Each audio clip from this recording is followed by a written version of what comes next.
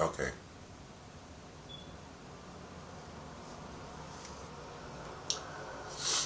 So one day, I decided to make eights make sense to everyone. Came to me in a dream.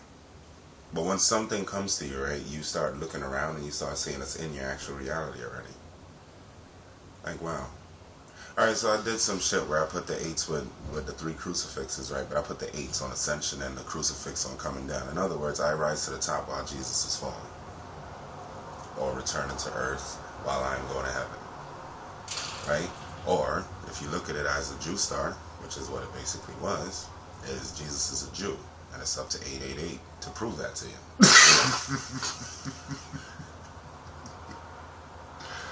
There's literally Christians that can't stand Jews. Like, they swear to God, they fucking read up on Christ and know him left and right. Right? They know his left cheek and his right cheek. But in the very center, it says Jew. Right? And there will be people talking all kinds of shit about him. It wasn't Jewish people that crucified him, by the way. It was the Romans that did that. Because the Romans created that myth of God is going to send his son to cultivate the world. He jumped ahead of them. Rather than them have this son of perditions claim that title, here goes some guy that's literally like is loved by the public. The people, anywhere he goes, he's taken in with admiration, adored. You know, hard worker, carpenter. They made sure to paint all these fucking things about him. You know, all the stuff that you would love about a modern day man. A jack of all trades, basically. Can heal people. He's basically a doctor, too. Can debate the best of them. He's basically a fucking lawyer. Flips tables, right? He's a businessman. A dude that can go with nothing and still be more fortunate than anyone else. Nomadic. Anywhere you go, he had shelter, had food, had people, had a following. Either way. So they build up this Shangri-La myth, right? The whole time hoping to keep it in their back pocket. One day just push some guy to the light and say, that's him. That's the guy we were talking about. So here comes Yahushua now, right? Now, like I said, he's a people person. Yahushua was a serious leader. He came from ruins, so to speak. Lying mother. Yeah, cheated on Joseph, got pregnant. Can't fucking bear the thought of that shit. So, you know, they not fucking. She gives birth. Of course she's not a virgin anymore. If you give birth, your fucking everything dilates. Here comes blood and all that shit. Now she's back to fucking Joseph and Jesus has a son. Not a son, a brother. Right?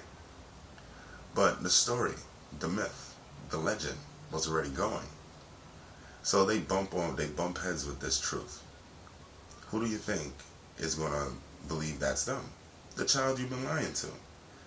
No, your father is a grand vizier for a king in Bethlehem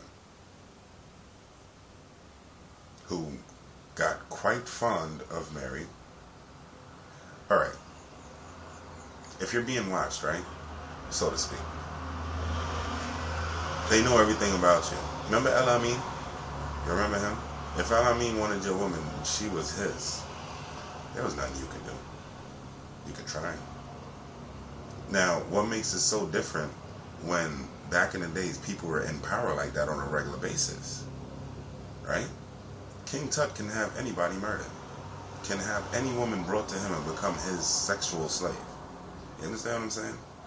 Now we're talking about days of serious trials and tribulations. They're killing firstborns. Who's doing that? Some king doing that shit. Alright, so this is what happens. They nail Jesus to a cross, he dies, and then the crusades occur. Every human being was like, whoa, that must have been his father. Why did his father do that? I'm sorry.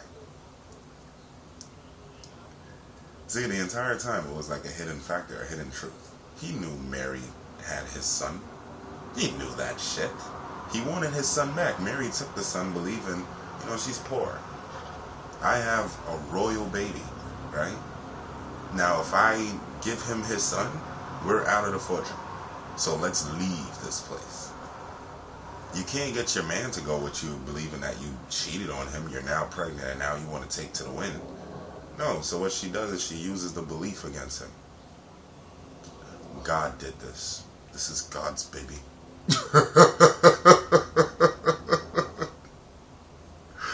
I could not keep a straight face going.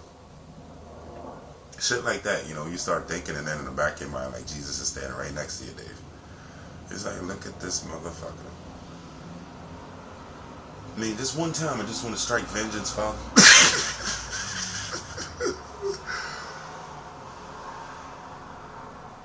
Because man is such prolific liars, man, it's so hard to accept anything as fucking truth when it comes from the lips of a man. Even worse, when you say it birthed from a woman's mouth, you're like, wait a second. That shit is just like, I am not a womanist or whatever the fuck you want to call that shit, or somebody with an agenda against women. I love women. I'd rather be married to thousands of women. You understand what I'm saying? Married to them.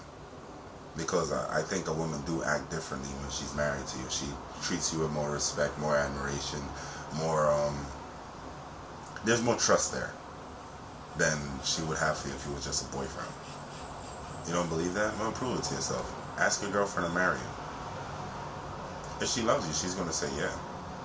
If she doesn't love you, she's going to break up with you in like a week. Because chances are she was already broken up with you. But you're the dickhead that show up every Friday and put money in her hand. Why does he go outside without his keys? He's the only one with fucking keys to every door. You're recording too.